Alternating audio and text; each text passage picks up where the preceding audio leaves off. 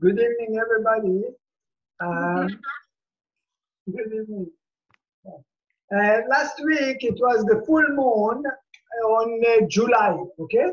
But, you know, we are something like entering now into the summer.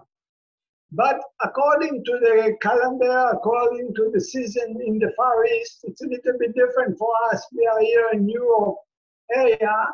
The weather, we have like summer, winter, autumn, okay, spring. But in the Far East, it's not exactly like this because of the constellation of the temperature. And so the seasons, there is only 3 seasons, not 4 seasons. And now we are on entering, okay, normally if we start about November, this is we start to be cool, okay, in the Far East, in India, in Thailand, in Burma, it's cool, but it's different from us that when winter in here in Europe, there is a rain, okay, but in the Far East, it's cold, but there is no rain. So that's why they call it cold season. And this time it's cool, but there is no really rain, and it's not experienced like here in Europe. And this is, like I said, the year divided into 3 seasons. So what happens is that each season, it's not 3 months, it's 4 months, okay? So normally the cold season starting from November and then finish after 4 months. And then after this, it will come hot season. And why they call it hot? Because it's hot, but there is no rain, it's dry, okay? There is humidity, but there is no rain.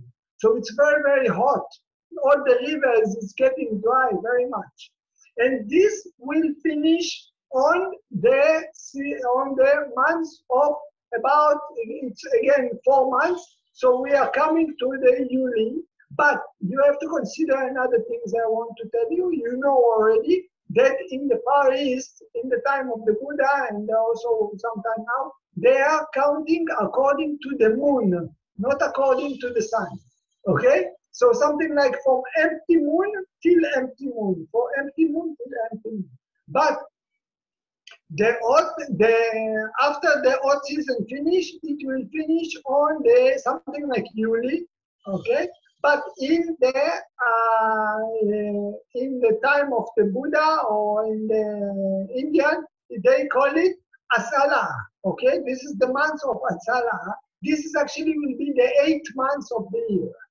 Okay. And then come season, which they call it rainy season, or let's say they call it Vassa, Vasso.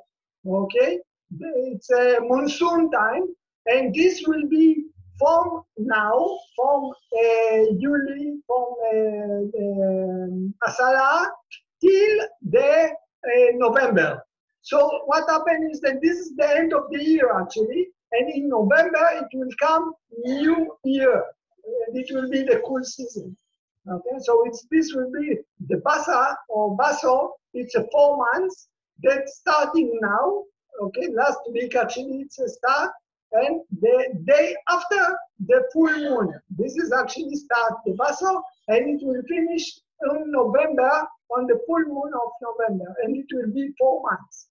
Normally, even after the Buddha start to teach, he tell the monk, please go around, spread around India, and teach the people, spread the teaching. Be a missionary, okay? Something like people will ask you. So normally the monks, they had the duty to go around, and then if people have a question or something, so they can teach them or whatever. But what happened during the Vasso time, is that when the monk was wandering, they are walking in between the fields, they are going on all around, and what happened? They go barefoot. And then the people come complain to the Buddha that they are killing animals. There is some kind of animals because it's so hot and there is a lot of rain. So that's why when there is a small animals going in between on the mud or whatever, and when the monks is walking on the fields, he might kill them. So and another reason is that in the same time, because it's hot and there is a lot of water, so new plants coming up. Okay? So what the Buddha said to the monk, please, these 3 months, he took this 4 months and he gave to the monk only 3 months, which in these 3 months he will not wander around. He has to stay in one place. And there is a 3 reasons actually that the monk is not wandering. One, not to kill small animals. Another, not to destroy small plants that coming up. And the third thing, it's because the people, they are growing up the fields. They are working. This is good chance for them. There is a lot of water, very hot, so they can grow up the rice, the soya. And what happens when people working, and if they respect the monks, they suddenly see the monk walking. Maybe they have questions. Maybe they want to respect the monk. So they cannot just leave him alone like this. Immediately they come to the monk. Maybe they ask him questions. Maybe they invite him home. And they actually forgetting from their own work. So it's disturbing to the people with the work. So the Buddha, he have compassion to the people. He said, please, the monks should not travel in these 3 months. So these 3 months, it's called Vassa, or in Thai we say Pansa, okay? They use the word Pansa, it's difficult for them to say Vassa. And these 3 months, the Buddha said to the monk, you should stay in one place only. The place that the monk can stay, it's maybe, it can be small kuti, even if they build for themselves or whatever, or it can be in the cave. It cannot be just in umbrella. They cannot just stay in umbrella. They have to stay maybe in the mountain, near with the fields or something like this, something like protected area. And also the Buddha, he said to the monk, the place that you should choose, it's easy for them. They should have a place that's easy for them to collect food nearby some village or something like this. Not so far from village, okay? But also not so near from the village. Otherwise, too much disturbance because they have to practice. They have to develop themselves. Another, it's for the people that they will be able to come to visit. But it's not too crowded. Should not be too crowded. Also, should not be too noisy. The place should not be too noisy. They should have a privacy. So if they want to isolate themselves, they can isolate, they can practice. And not so much activity with friendship activity.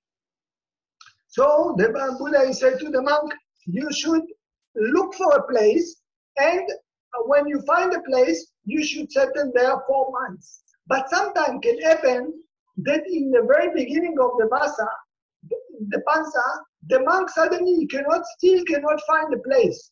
So what the Buddha make, he still give 3 months, but we call it second Pansa.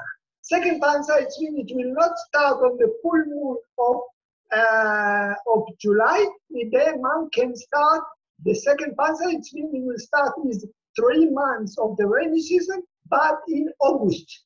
Okay, 1 month later. But still you have to maintain 3 months, okay? And then you will finish in November actually. He will finish later. So that's why the Buddha give only 3 months out of 4 months that we have. And then, but what happened? Sometimes happened that necessary for the monk to travel. What the monk will do if he will have to stay at one place and suddenly his father or mother sick or any relative sick. So the Buddha give permission that the monk can leave the place in certain occasion, but he can leave only for 7 days. He cannot stay for a long time. He have to, on the 7th day, he must come back to his residence place, to the place where he started his Vassa. And what is the things that there is actually few reasons why the monk can travel. One of them, if he have a meeting of the Sangha. If the Sangha has a special meeting and he must participate in that. Another way, if someone really invite him for special occasion to give Dhammatalk, so he can travel and teach the people somewhere there. If any family is sick, he can travel and not longer than 7 days. On the seventh night, he must come back. If you know that there is any monk which is want to disrobe, want to leave the monkhood, yeah, so he can go to the temple there and try to convince him not to do this, to help him to stay as a monk and not to disrobe. And the last reason is that if there is any maybe fire or fighting, war, or any problem, okay, maybe thief coming or people making problem, so the monk can leave the place, he can look for another place, and he will not break the Vassa. Okay, you can totally leave the place if it will not be any suitable. So the Buddha considered that the monk will not something like for any reason the monk will be wrong or something like this. Actually, if you talk like this, the Buddha himself, he make the first on his, when he became enlightened, after this he make himself the first pansa on Saranat. Okay, now I want to tell you about this because our talk is about the Vassa and the turning the wheels of Dhamma. There is a relationship between these two things. The chanting was the first teaching, and the pansa, there is a relationship between them. Why? I tell a little bit of story. Some of this you already know. The Buddha, after he get enlightened, he was in Bodh Gaya. Okay, he was in Bodh Gaya. He get enlightened under the Bodhi tree, but he didn't left the Bodhi tree. After 1 week that he came back from the enlightened condition, he didn't left the place. He stayed 7 weeks. He get enlightened on Visakha. Okay, Visakha, it means the 6 months of the year. Huh? 2 months before the pansa, before the Vassa. 2 months before this. After he get enlightened, he stays 7 weeks, almost 2 months. Also, almost the difference between the Visakha and the pansa, he stay under the tree. Okay? So, and then he was thinking, who I can teach? Who is the people I can teach? And because he said that the people have dust in the eyes. But then the Brahma, somebody, he come to him and ask him, please, there is people which have little dust. You can teach them. Please, for them, you can start to teach. So the Buddha was thinking, who is the people that have little dust that I can teach? The first one that the Buddha was thinking about is Asalha Kalama. Asalha Kalama was a teacher of the Buddha, one of the first teachers of the Buddha. Buddha had 2 teachers in the very beginning. They teach him samatha, concentration. And Asalha Kalama teach him till almost the last jhana, because we have 4 Rupa jhana and we have 4 Arupa jhana. So the Asalha Kalama teach him till the one before the last jhana. But the Buddha was not satisfied because he said this is concentration, but not purification of the mind. I don't think that I get enlightened. So that's why the Buddha left Asalha Kalama.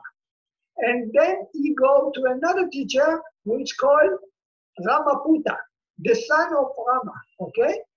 And then Ramaputta, he teach him how to practice till the last jhana. Okay? I don't want to go into the jhana now to explain it, but just to mention the last thing. So now, when the Buddha was sitting and he think, who is the people I can teach them? Okay? By the way, also Asalha Kalama, the Buddha left them because he said this is just developing concentration, but not purify the mind totally. So when the Buddha now in the position that is thinking who he can teach, who is the people he can teach, so he remember that these 2 teachers, Asalha Kalama and Ramaputta. But what happened? You think about Asalha Kalama, you think, wow, Asalha Kalama actually died 1 week before. He missed, I cannot teach him. 1 week, just wait 1 week, don't die, I can teach you. because he was capable to learn. But 1 week ago, he passed away. So he lost it. And then he think about Ramaputta. But what happened with Ramaputta? Ramaputta lost only 1 day. He passed the last evening. He passed away. You see how much the person developed so much, but only for 1 day he missed the Dharma. The teaching of the Vipassana, he stayed in the Samatha. They became kind of angels, long time angels, but they missed the, let's say, the Buddha teaching for enlightenment. So the Buddha was thinking, okay, so these two teachers, great persons, they lost the Dharma. So who can I teach? And then the Buddha was thinking about the 5 friends that they used to practice before. Okay? The 5 friends was, I already mentioned them already a few times, but I will tell it again. Who was actually the 5 friends? This was Kundanya, which was the he was ascetic. He was young ascetic when just the Buddha birth, the birth time of the Buddha.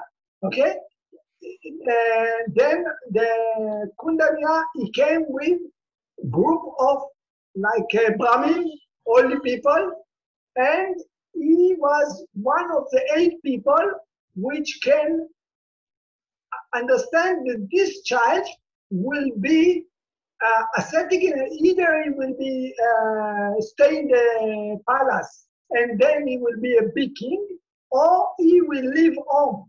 Okay, he will leave the home and then he will be Buddha. So it was for all the Brahmin people that come to see the future of the child.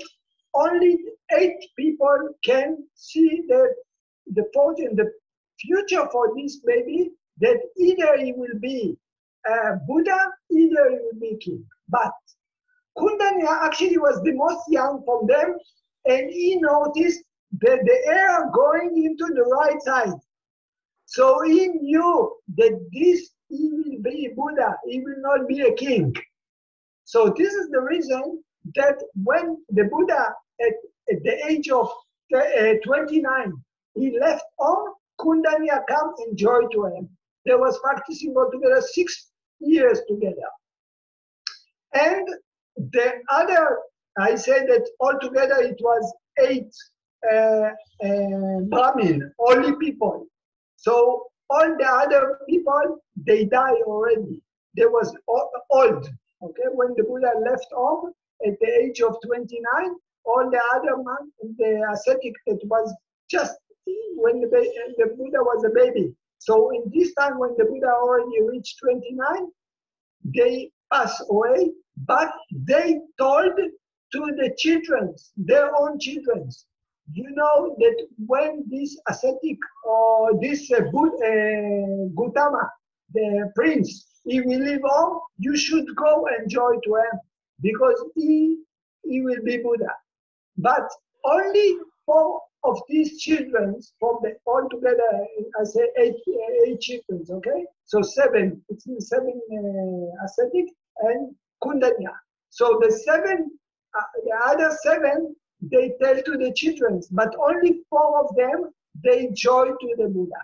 So it means that Kundanya and another 4, there was altogether 5 monks that go together with the Buddha. When the Buddha in Bodh Gaya, he was thinking about the middle way. So he go and wash himself and he eat the food. So these 5 ascetic, they think that he give up. Something they lost the faith on him. Even Kundanya was sure about this, that he's going to be the Buddha, but now he something like lost the faith, because he had the wrong way how to practice. So he was so convinced about his way to practice that he lost the faith about the future of this of Gautama. Okay, so he decided to leave him, and then he go to Saranat. And then when the Buddha was thinking, who is the person, who is the people I can teach, the Buddha was thinking about these 5 friends. Okay, so he decided to go and to teach them the Dhamma, to teach them the way what he understood. So this way, and now I show you a map just to let you make a share screen.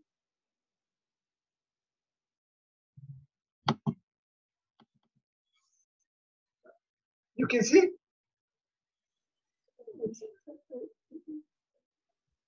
Everybody can see it. There is a sharing. Okay. So actually, the Buddha getting enlightened here, Buddh Gaya, and he walking all the way to Sarnath. You see, this is this. This distance actually it's 1 week walking. 1 week of walking. You can see it clear, huh? Yeah. So the Buddha decided. Actually, the Buddha have a power of concentration. He can fly. All the Buddhas actually teaching in Sarnath. They are flying to Sarnath.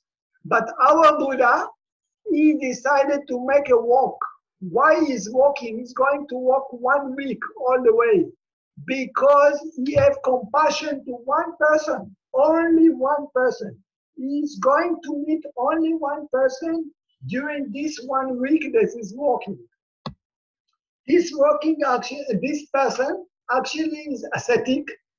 Is naked ascetic, is holding the idea that he should walk naked and put dust on his body and this. His name is Upaka. His name is Upaka. And the Buddha meet Upaka on the way. So the Buddha making all the way from here to here only for Upaka actually.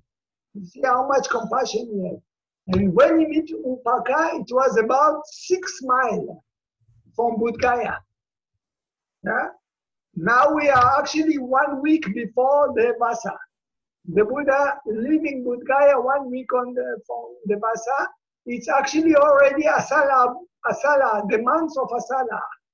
The 8 months. Because 7 weeks, we are coming after 1 week from beginning of Asalha. So from the middle of the moon, the Buddha is living and walking 1 week. So here he will finish after 2 months will pass from his enlightenment. So it will be the full moon of Asalha. So on the way, the Buddha he meet, like I said, Upaka, and Buddha said to Upaka, ask him, who is your teacher? Who is your teacher? What you look so beautiful. You have so nice looking there. Who is your teacher? What you are practicing? So the Buddha said, I don't have any teacher. I'm self-enlightened. I enlightened by myself. So and then the Buddha he given so many answers to so many questions. But Upaka is holding the wrong view so strong that at the end of the conversation, Upaka said to the Buddha, okay, let it be like this, let it be like this. Something like, oh, wonderful, wonderful. Mm-hmm. And Upaka deciding to leave the Buddha. So what happened that in this moment, Upaka don't join to the Buddha. So why the Buddha have to meet Upaka if Upaka is not coming to the Buddha? Because in the future, what will be with Upaka? Because of this meeting, Upaka he will continue his practicing till he will give up.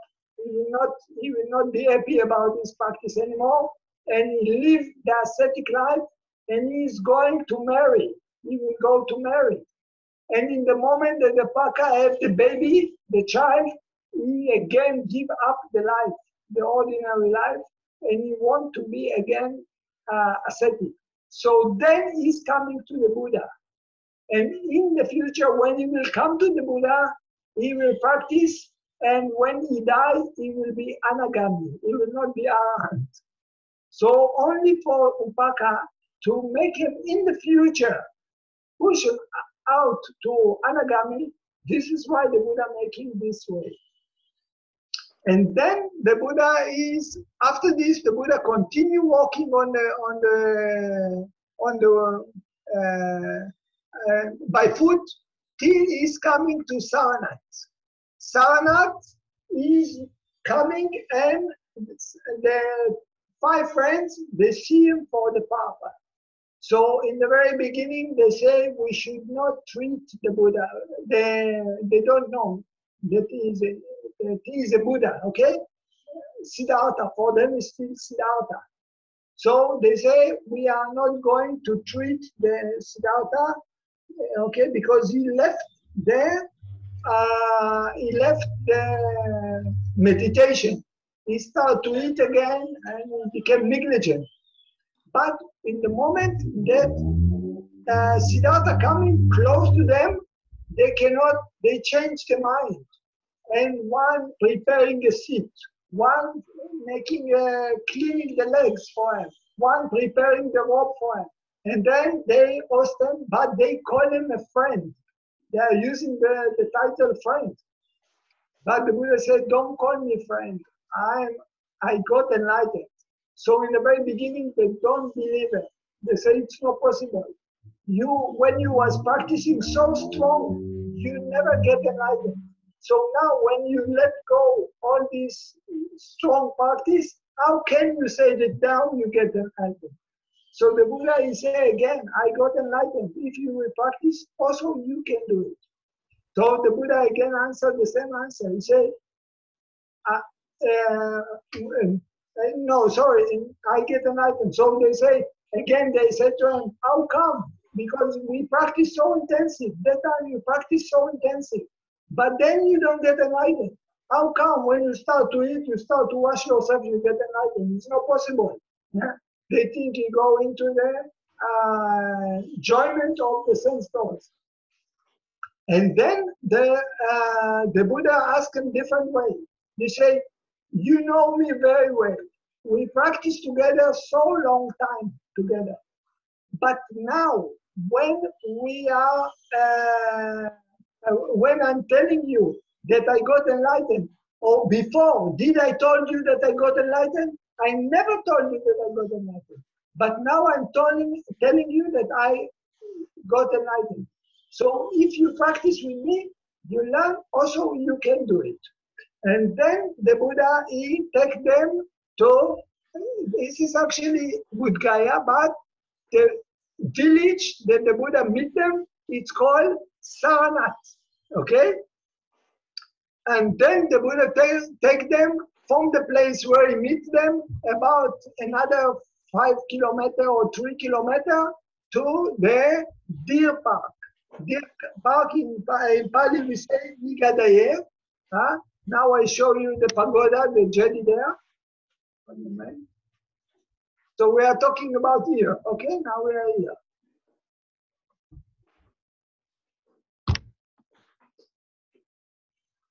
Make again sharing.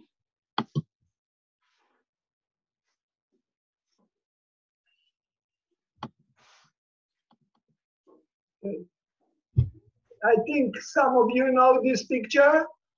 Some of you visit this place. This is actually the King Ashoka. The King Ashoka, he built this as a memorial for the occasion what we are talking about. Yeah. You can see it, huh? This is on sharing. Yeah. So this is the stupa, this is the garden. This is called Deer Park, Nikadaye. And then, actually this is the area called Isipatane. Why it's called Isipatane? It's the word Rishi. You know, Rishi. Rishi, it's a yogi. So they believe there is some kind of legend to say that the Rishi fall down there in the past. So this is the place where the Rishi fall down. That's why the place of this place called Isipatane, okay? And like I said, Mikadaye, it's been Deer Park. And this is all this place, and this place is in Saranath. And what the meaning of Saranat? Saranat is mean the place that take care for the deers. And why they call it Saranat? Because there is a story in the Jataka which say that one time the king, he wanted to hunt the deer. So he catch one deer, and then it was another deer. This is actually the Buddha himself, or the Bodhisattva. And he come and say to the deer, to the king, please take me. Leave the other deers alone. Take me as a replacement. So the Buddha, he replaced, and he took the Bodhisattva. He took the Buddha himself. This was in the past, okay? So then, after the Buddha, the king, he saw this kindness and compassion that the other deer have, that he sacrificed himself. So he decided to build this deer park, and he called them Saranat. It means the place that gives safety to the deers. Okay, this is because of this story. And then the Buddha, he bring the 5 students and bring them to this area.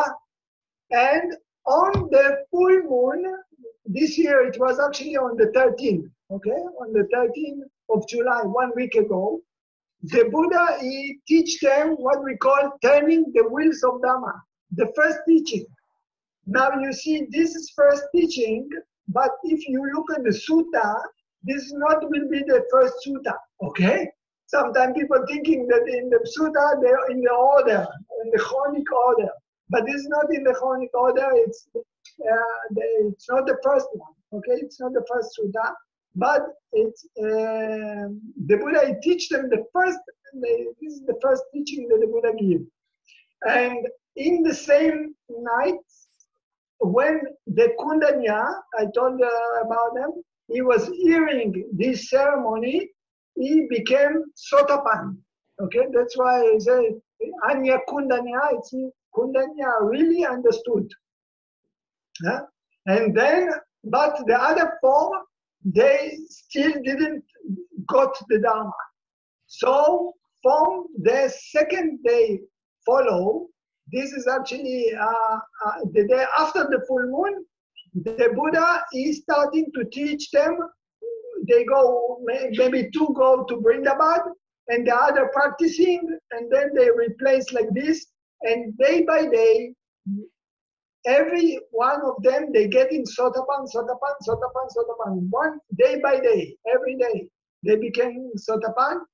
And on the 4th night, actually the 4th day, there is Buddha and 5 Sotapan. And the 5th night, the Buddha, he give them the next lecture, which called Dhamma-cakka-ppavattana-sutta. And when they hear the Dhamma-cakka-ppavattana-sutta, they all of them became enlightened, 5 enlightened. So it's a Buddha enlightened and 5 enlightened monks. So altogether 6 enlightened monks. Now you see what happened in the till the full moon, till the Buddha he teach them the Dharma. It was, we say Buddhang Saranang Kachame, Dhammang Saranang Kachame, Sanghang Saranang Kachame. But in this moment, before the Buddha he turned the wheels of Dhamma, it was only Buddhang Saranang Kachame, Dhammang Saranang Kachame. It was not yet Sangha. It was not yet Sangha. But in the moment that after the Buddha gave the lecture of the turning the wheel of Dhamma, Kundanya became Sotapan. So then you can say there is a triple gem, Buddha, Dhamma, and Sangha. Okay? So this became only after the turning the wheel of Dhamma. So what happened is that I told you that the Buddha, he started the first rainy season here in Saranat. Immediately after he have Sangha, they start the rainy season. So the Buddha already followed the first rainy season or Pansa in Saranat. Okay, later on he will be in different places, different temples or place where other people give him as a present. So after some days, it was another man called Yasa. He wanted he also get like depressed. He come and the Buddha teach him. He became enlightened. And after this, another 54 friends of Yasa joined to the Sangha. They also became enlightened. So altogether, they finished 60 enlightened monks in Saranat, in this place. Okay? So this is something like the beginning for the sutta that we are going to study in these few weeks that coming. So I try to touch to teach the Dhamma-cakka, the turning to Dhamma in the weeks which will follow from now. Okay? I just see if I didn't complete everything what I wanted. Okay.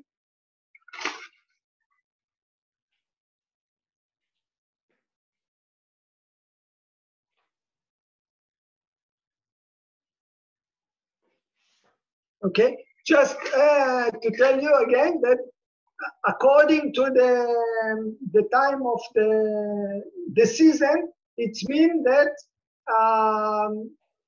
after the pansa finished, the rainy season finished, then starting new year. So if you want to count how many years the monk is on his age of monkhood, you ask how many pansa you are, how many vassa you are. So the pansa, the rainy season, is the most important time in the year during the time of the monk. So if suppose the monk will be from November, okay, till all the year, till the Vassa, he will be, but not complete the Vassa. He will be monk. It's not counting as a year for him. He was something like he was not a monk at all. But if he will do only 3 months, starting from the Yuli, the full moon of Yuli, and finishing full moon of October, then you can say he complete 1 Vassa. So this is something like important. At the end of the Vassa, because the monk, they are staying in one place, they are not traveling so much, so they have the ability to practice and they have the ability to teach. So that's why at the end of the Vassa, something like the mind of the monk is the most developed, and in this time they do the Katina ceremony. This is actually offering robes, offering requisite. This is something like normally ceremony, but why Katina considered to be very, very important? Because they consider that this is the highest merit that you can do to the monk during the year, because his mind is very pure. His mind is developed, concerned to the other times of the year. So that's why when you offer to someone which is the mind very developed, it's considered to be higher giving. And this is the reason that Katina considered to be very high in this occasion. Special giving in the year.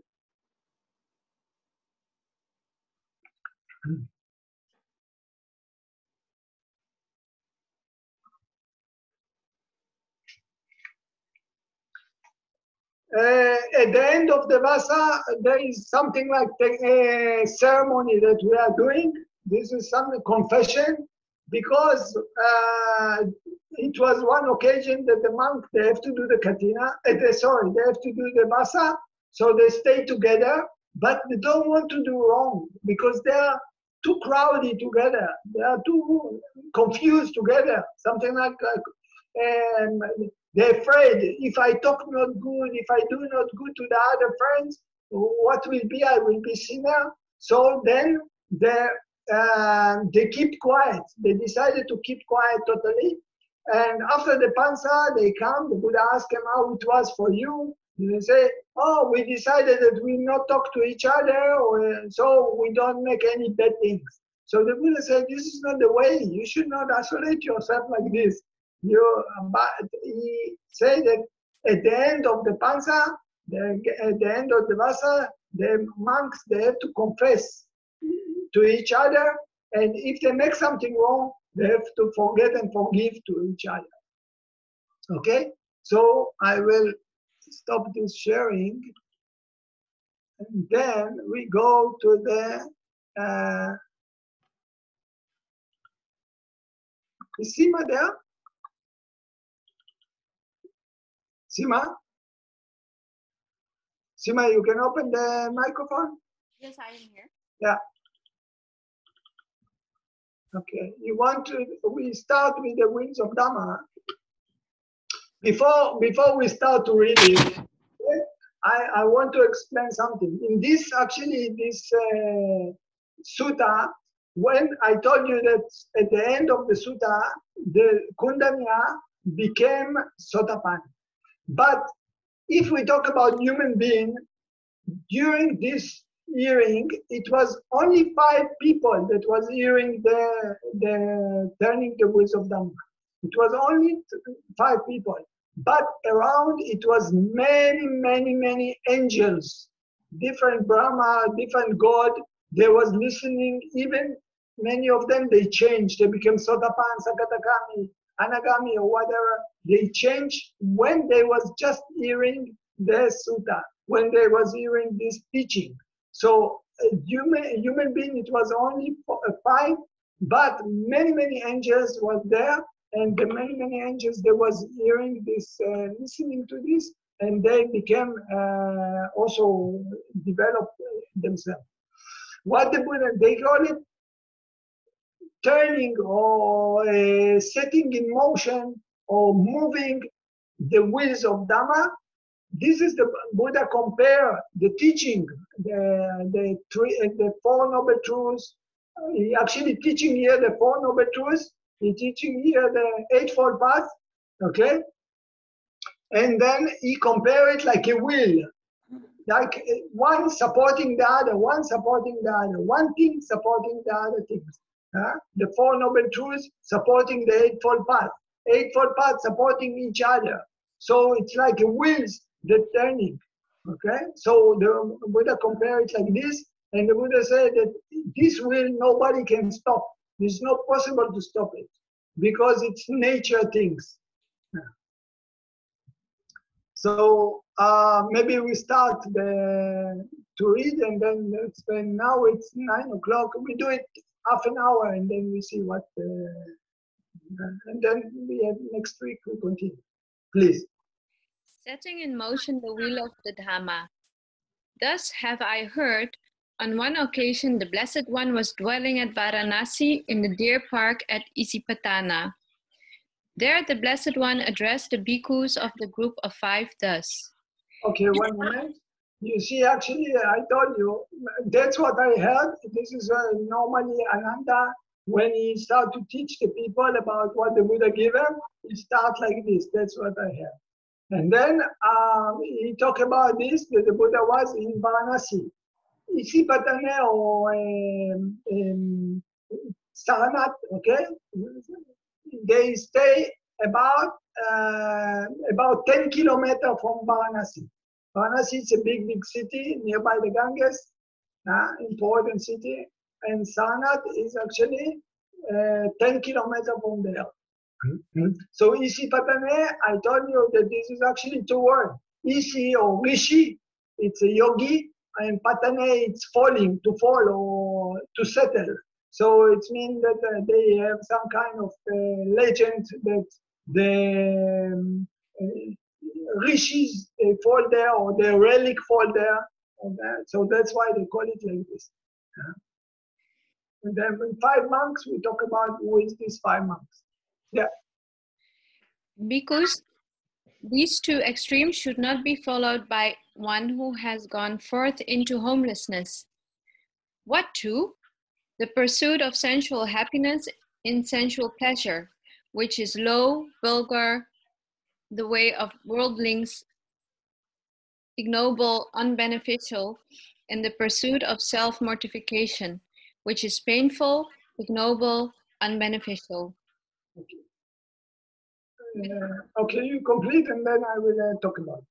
Without veering towards either of these extremes, the Tathagata has awakened to the middle way, which gives rise to vision, which gives rise to knowledge, which leads to peace, to direct knowledge, to enlightenment, to Nibbana. Okay. You see what the Buddha is saying? We are talking about the Buddha. He say, I found the middle way. He call his way middle way. Why he call his way? What is not middle way? And the Buddha said that there is two extremes that people normally, when they practice, they have different technique. Okay.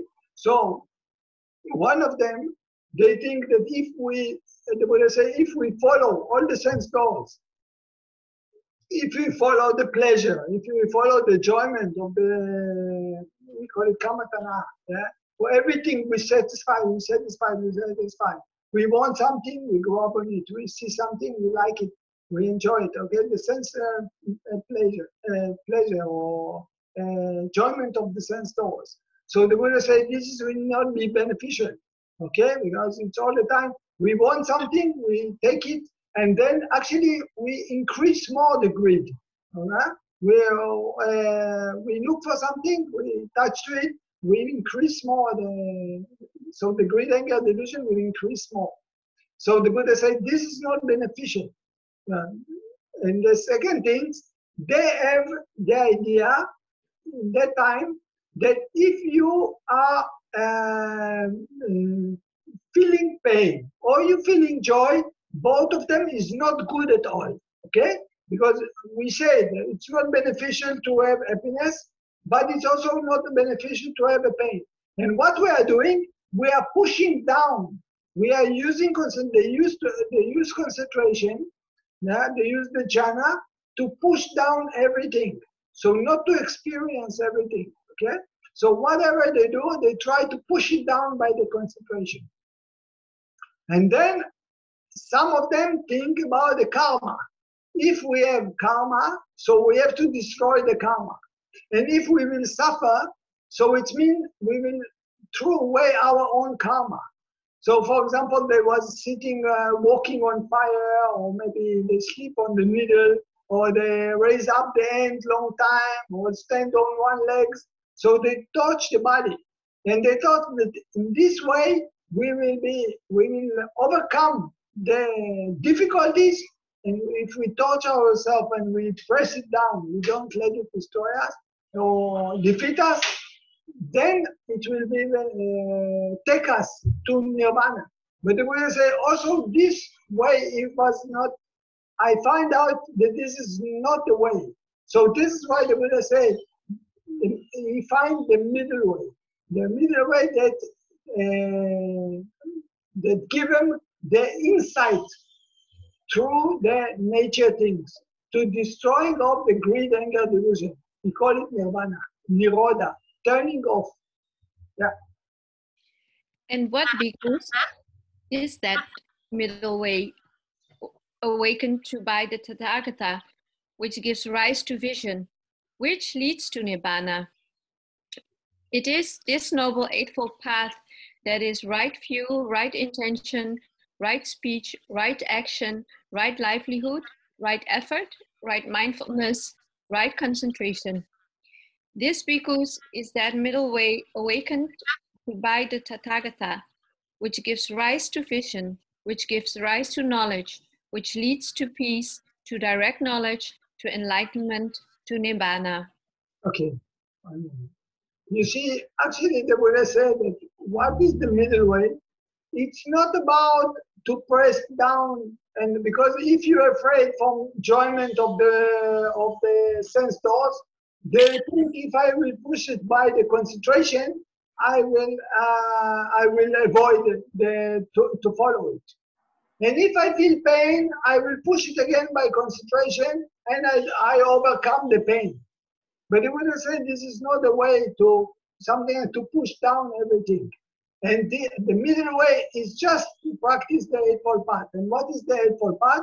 The first one is the right wisdom. Okay? What is the right wisdom actually? This is what now the Buddha is going to talk about, the Four Noble Truths. Okay? The Four Noble Truths. And then to understand the Four Noble Truths, this is actually what the Buddha called right wisdom. And then he talk about right, or he call or right view. Right? He call it right view. And then the second thing, it's right intention. So in Pali we say Sankappa. This is mean to think on the way which is positive and not harmful. For example, if you are walking near, I don't know, even the bank, and then you think, oh, this bank, they are very bad about us, they do bad things to us, they're stealing the money or whatever. So then you create bad thinking on yourself, bad intention on yourself. I should hurt them, I should steal them. So you create bad intention in the mind. But if you say, oh, okay, they're taking care for us, we should not harm each other or whatever. So this is the good intention in the mind. And this is the second form, the Eightfold Path. Then right speech. What is the right speech? Not telling lies, not breaking between people, not harsh, talking bad, cursing people, not just talking for nothing, like a drunk person. And then he talk about right actions. Right action is mean no killing, no stealing, no bad sex. Okay? And then we have right livelihood. In which way we are working. If we are working with selling animals or working with human being, okay, or weapon, or drugs and alcohol. If we are killing, if we are stealing, if we are telling lies in our work, if we break precept or harming others. So this is mean wrong livelihood. But right livelihood, if we are helping people, if we are taking care for someone, animals or whatever, reducing the suffering of others. So this is mean right livelihood. And then we have the right effort, which is the four great effort. The effort to prevent from bad things to come out into us, okay? For example, I give example of the garden. If with effort not to let rubbish to come in, to put the garden like a fence around the garden, and then to clean out whatever rubbish is already inside, to clean it out. And this is the second effort. The third effort is to start to develop the good things, to develop good things inside us. And then the last one is to maintain it, to continue the goodness. So this is mean right effort. Right mindfulness, it means four foundation of mindfulness. Mindfulness on body, mindfulness on feeling, mindfulness on mind, and mind object. And then we have right concentration, which is the jhana, but kanika, moment by moment, not just focus on one thing. So the Buddha said that if someone will develop these 8 things, they are actually what he called middle way. So he said, in the moment that I reach this Eightfold Path understanding, or middle way, then I really got the enlightened. I really crossed through the suffering. Yeah. So now he's starting to talk about the Four Noble Truths. But I think that to go into, I just talked with you about this Eightfold Path, but I think that to talk about the Four Noble Truths, better we can talk about this in the next week. So we can go more deep and deep and deep. Otherwise we run very fast. Okay? Till now, something like I give you some introductions for the basic things, how this talk start to be, and the connection between this turning the wheels of Dhamma and the first teaching to the Vassa. Okay? So we will stop here and we will continue next week more deep about the Buddha. Maybe you read it only and then I don't talk about this. I just read this one, but we don't talk about it. Okay. Now this discourse is the noble truth of suffering. Birth is suffering, aging is suffering, illness is suffering, death is suffering, union with what is displeasing is suffering, separation from what is pleasing is suffering, not to get what one wants is suffering. In brief, the 5 aggregate subject to clinging are suffering. Okay, we stop here. I don't go and talk about it. I just wanted to introduce you for the next week talk. But till now, all what I spoke about in the connect to the Vassa, connect to the, I touch a little bit here, the turning to the Dhamma. Any questions? Anyone want to ask something about?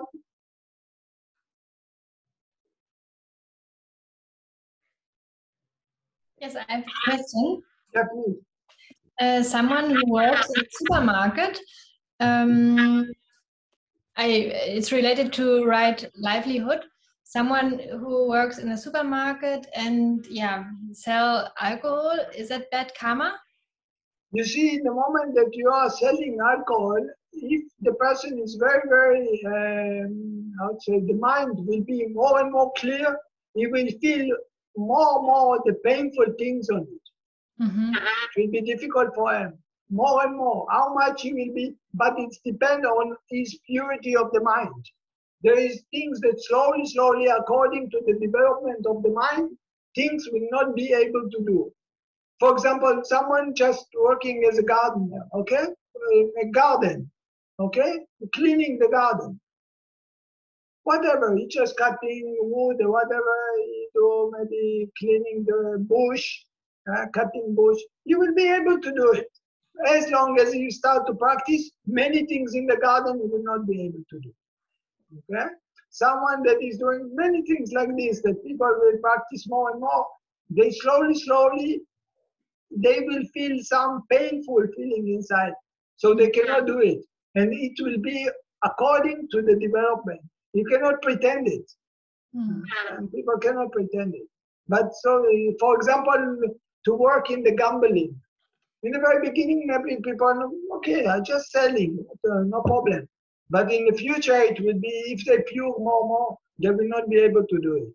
It's actually like selling normally, okay? Not just sell paper.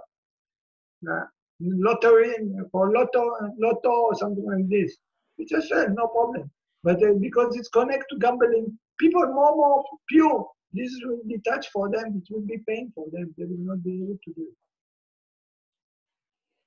Thank you. Please, any other question?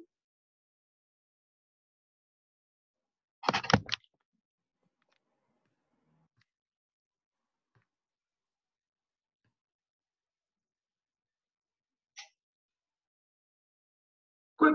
So we, anyone wanted? No. So we pay respect one more time to the Buddha. Thank you.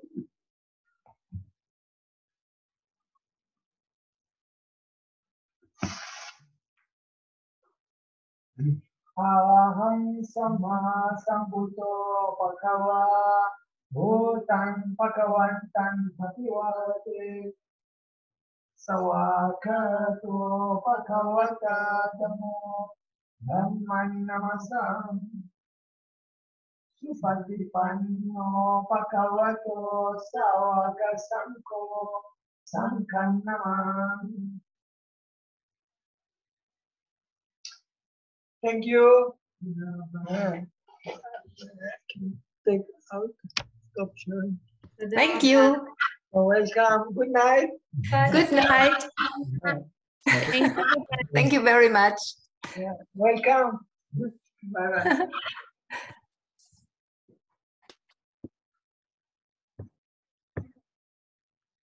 bye.